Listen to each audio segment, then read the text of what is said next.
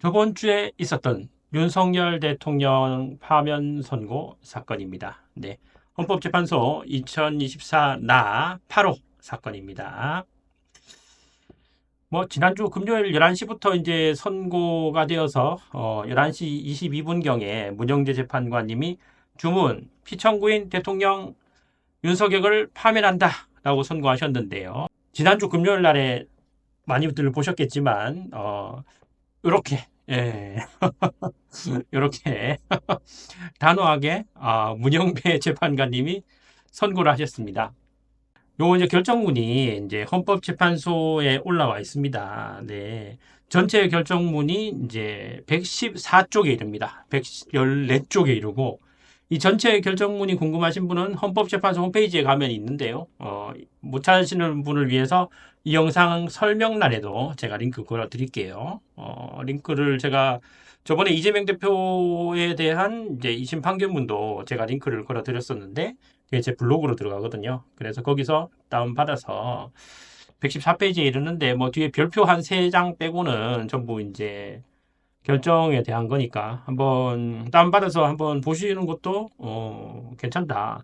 피청구인 대통령 윤석열을 파면한다. 그 결정 내용, 파면 이유에 대해서 이제 금요일 그리고 주말 내내 TV라든가 유튜브에서 많이 나왔잖아요. 그죠? 그래서 제가 하나하나 이제 자세하게 해설을 하기에는 시간상 너무 늦었다. 이 결정문 자체만 한번 살펴보는 시간을 한번 갖겠습니다. 네.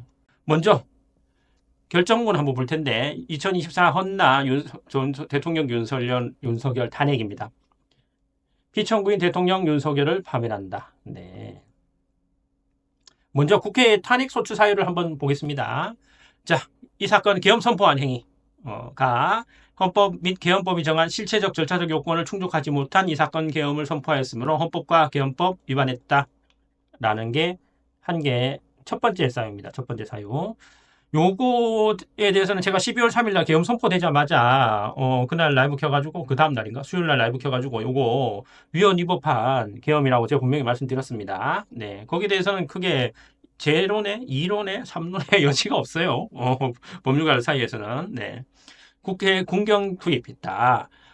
위험한 물건인 헬기, 군용 차량, 총기로 무장한 군대와 경찰을 동원해서 율창을 깨고 국회 건물 내로 침입하고 국회의원 및 국회 직원 등의 출입 및 본회의장 진입을 막고 폭행 위협하도록 한 행위가 헌법을 위반한 행위다라는 것이고요. 그다음 세 번째는 계엄령에 대한 포고령 발령한 겁니다. 포고령 발령함으로써 또 헌법 위반했다. 중앙선관위에 대해서 압수수색했다. 여론조사 꽃이나 중앙선관위로 하면 이렇게 사람들 보냈으므로 군인들 보냈으므로 헌법하고 계엄법, 영장주의 선관위 독립성을 위반 침해했다. 그리고 다섯 번째는 법조인 체포 지시했다. 김명수 대법원장 전 대법관 권순일 체포를 한 지시를 한 겁니다. 요게 위반을 한 것이다. 그리고 헌법 법률 위반이 중대하다. 이런 5개의 행위가 헌법하고 법률을 위반한 것이 중대하다라는 겁니다. 이런 국회 측 탄핵 소추 사유에 대해서 헌재는 모두 인용하는 결정을 내렸죠. 그죠? 사실상 이제 국회 측의 소추 사유, 소추 이유에 대해서 그냥 다 인정하시는 거예요. 100% 인용하셨다고 보시면 됩니다. 민사 소송을 따지면 원고성, 그냥 원고성이죠. 네. 그래서 이에 대해서 판단을 한번 보겠습니다. 먼저 적법 요건 판단합니다. 적법 요건. 첫 번째로 판단되는 것은 이제 계엄 선포가 사법심사의 대상이 되는지 이거 제일 처음에 나왔을 때 이제 많은 헌법학자는 아니고 일부 헌법학자 그리고 일부 정치인분들이 이렇게 얘기했어요. 이거 통치행위다. 통치행위이기 때문에 고도의 통치행위로 이제 사법심사의 대상이 되는가 하는 점입니다. 탄핵 심판의 취지가 뭐냐면 고위공직자의 헌법 법률 위반으로부터 헌법 질서를 수호하고자 하는 것이다. 그런 탄핵 심판의 취지를 고려하면 이 사건 계엄 선포가 고도의 정치적 결단을 요하는 행위를 하더라도 심사할 수 있다. 네. 이거에 대해서는 제가 어떤 영상에서 말씀드렸지? 하여튼 어떤 영상에서 말씀드렸지만 그 사법 심사의 대상이 된다라는 게 요즘에 대법원 판례라고 제가 말씀드렸어요. 예전에 헌법 교과서 그러니까 제가 공부하던 이제 90년대 99년도 제가 국악관이니까 90년대 그리고 2000년대 초반에서도 헌법 교과서에서는 통치행위라는 개념 자체는 인정을 하는데 그건 사법심사의 대상이 될 수 있다라는 결론이 나오는 교과서들이 많았어요. 그래서 헌법 교과서라든가 교수님들은 통치행위에 대해서 사법심사 대상이 된다고 말씀하시는 분들이 많이 계셨습니다. 그래서 이번 윤통 탄핵 사건에서 그 입장이 다시 한번 확인이 되는 겁니다. 확인이 되고 그래서 어떤 이제 영상이 제가 그 뭐지 영상에 제가 그 뭐지 사법심사 대상이 된다고 하니까 어떤 댓글에 그렇게 다신 분 계셨어요. 뭐 기억나는데 이거 구급 공무원도 아는 거다. 이렇게 댓글 하신 분 계셨어요. 정말 웃겼는데.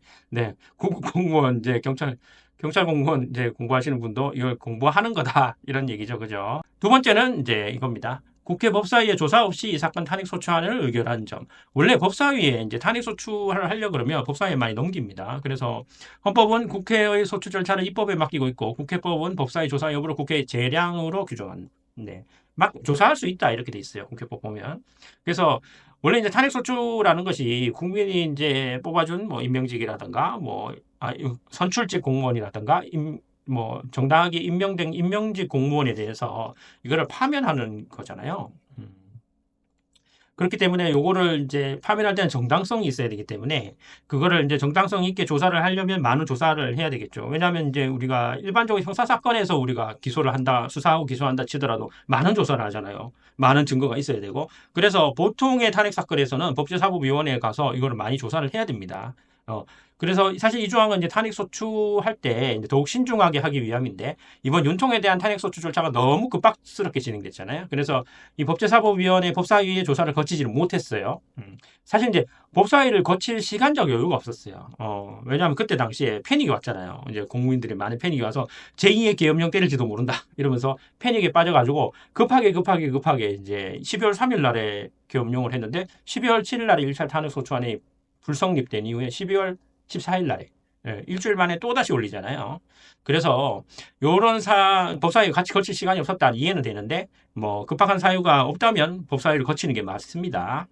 탄핵 소추를 신중하게 할 필요가 있다는 점에 저도 동의를 하고 이번 헌법재판소 선고에서도 문영배 재판관님께서 조금 울컥하시면서 지적을 했죠. 국회 측 보면서.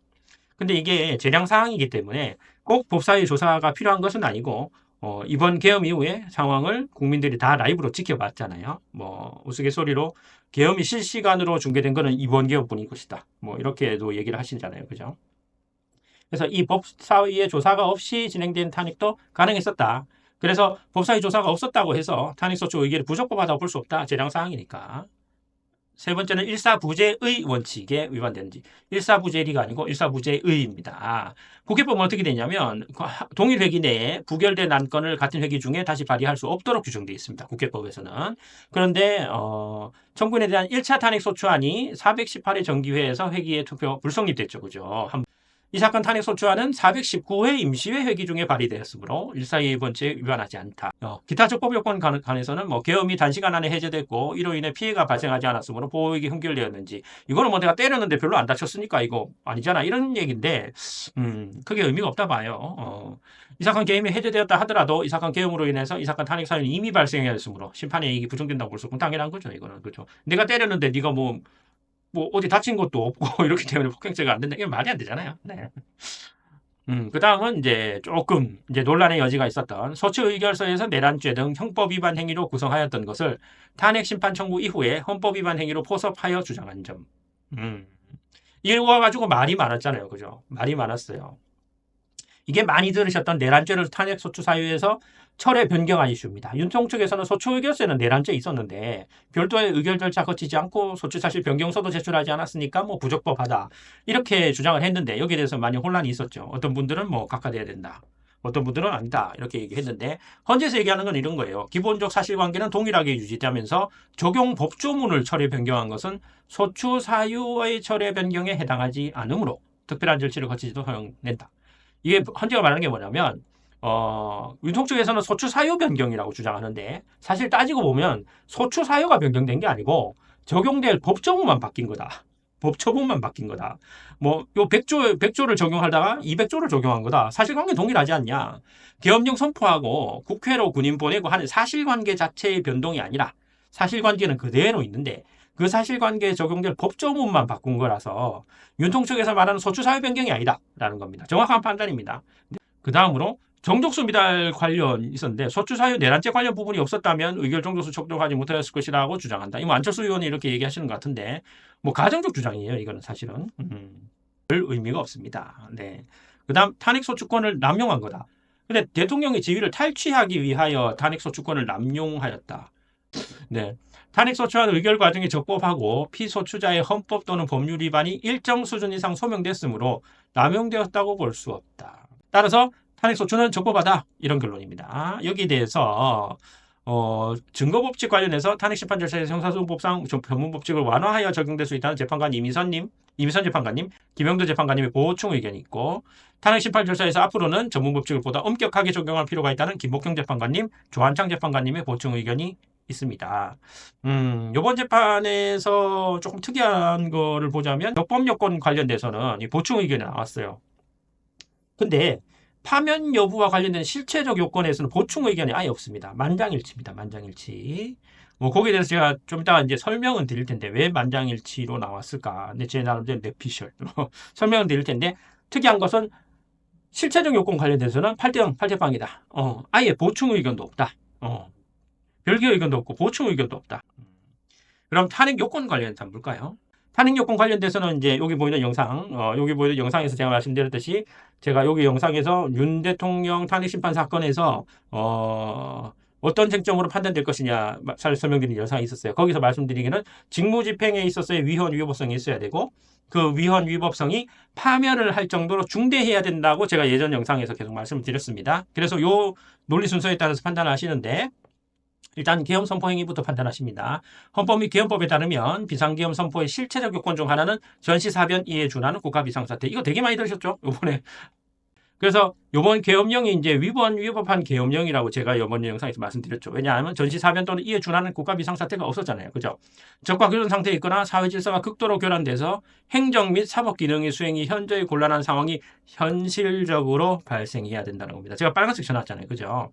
현실적으로 발생해야 된다. 요게 헌법재판소가 보는 이제 요건이라는 겁니다. 이런 위기 상황이 실제로 현실적으로 발생해야 되는 거지. 위기 상황이 발생할 우려가 있다는 이유만으로 사전적이고 예방적으로 선포할 수 없습니다. 계엄령은 공공복리의 증진과 같은 적극적인 목적을 위해서도 선포할 수 없다고 헌재는 말하고 있습니다. 헌재는 또한 이런 계엄령 선포권에 있어서 일정 정도의 판단 재량이 있다는 건 인정된다라고 이제 인정을 하는데 이 판단 재량이라는 것도 객관적으로 위기 상황이 아님에도 주관적 확신만 존재하는 경우까지 판단 재량이 있는 게 아니고 피청구인의 판단이 현저히 비합리적이라거나 자의적인 경우에는 헌법 위반으로 봐야 된다라고 얘기했습니다. 이 말은 뭐예요?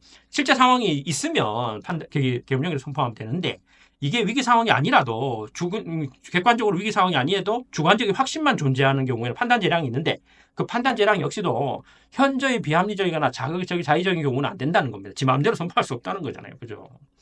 일단 이제 이번 계엄령 선포 관련해서 전시사변에 해당한다거나 적과 교전 상태에 있었다고는 볼 수 없고 이러한 객관적인 현실이 없었는 걸 자명하잖아요. 그럼 이 객관적인 현실이 없었다면 윤통이 이렇게 판단하게 된 판단이 현저히 비합리적이거나 자의적인 것인지 봐야 되잖아요. 그죠? 윤통은 이렇게 말합니다. 요 네 가지 사유 때문에 내가 계엄령을 선포하는 겁니다. 라고 판단 재량을 벗어나지 않았다는 식으로 주장하는데 먼저 보면 다수의 고위공직자를 탄핵하거나 그 탄핵을 시도해서 사법 업무 및 행정 업무를 마비시켰다. 위헌적이거나 국익에 반하거나 정치적 편향성이 높은 법안을 추진하거나 여야 합의 없이 일방적으로 통과시키고 여당이 추진하는 법안에 반대했다. 그리고 주요 예산을 삭감했다. 대통령 퇴진 탄핵 집회 열고 뭐 이렇게 반국가 행위를 했다. 요 네 가지가 있었기 때문에 내가 계엄령 선포했다고 주장했는데 이 네 가지 상황 모두 계엄 사유가 되지 못한다고 판단했습니다. 그러니까 탄핵 남발, 위헌적이고 독단적인 법률 처리, 뭐 예산안 삭감, 대통령 퇴진 탄핵 집회, 뭐 이런 거 전부 이게 구체적으로 하나씩 다 판단을 했어요. 그래서 여기 저는 되게 간추려서 이렇게 얘기를 하지만 거기 들어가 보면 이제 실제 문장에서는 이게 왜 안 되는지 논리적으로 다 반박하고 있습니다. 또한 이렇게 정확하게 지적을 하십니다. 이런 정치적 위기 상황들은 헌법이 대통령에게 부여한 평상시의 권력 행사 방법으로 대처했어야 한다. 즉 정치적인 방법으로 해결해야 된다는 겁니다. 이 부분에 대해서는 조금 이따가 저 논의를 더 해볼 건데 결국 그래서 이 계엄은 위헌 위법이다. 결국 피청구인이 주장하는 사정을 모두 고려하더라도 그러니까 판단 재량이 있겨 네가 왜 이렇게 계엄을 했는지 판단 재량은 있다고 쳐도 피청구인의 판단을 객관적으로 정당화할 수 있을 정도의 위기 상황이 선포 당시에는 존재하였다고 볼 수 없다. 네 판단 잘못됐다. 이런 말입니다. 경고성 계엄 또는 호소성 계엄이라고 주장하지만 이는 계엄법이 정한 선포 목적이 아니다. 라고 얘기하는 겁니다. 아울러 절차적 요건까지 지키지 못했다라고 판단을 합니다. 그리고 나머지 탄핵소추 사용, 나머지 이제 국회에 대한 군경 투입, 계엄 해제 요구권이 있는 국회 및 국회의원의 심의 표결권, 그리고 국회의원의 불체포 특권을 침해한 것이자 정당 활동 자유 침해하고 국군의 중립성을 침해하고 헌법에 따른 국군 통수 의무를 위반했다. 이렇게 하나씩 다 판단하십니다. 포고령 발령 행위, 중앙선관위에 대한 압수수색, 법조인에 대한 위치 확인 시도, 이거 모두 다 위헌 위법한 행위라고 판단했습니다. 그런데 이번에 이제 어떻게 8대0이 나오느냐? 한간에 이제 이게 판결 선고가 좀 늦어지니까 이 5대3 내지 4대4다. 이렇게 주장하시는 분들 많았어요. 예상하시는 분들 많고.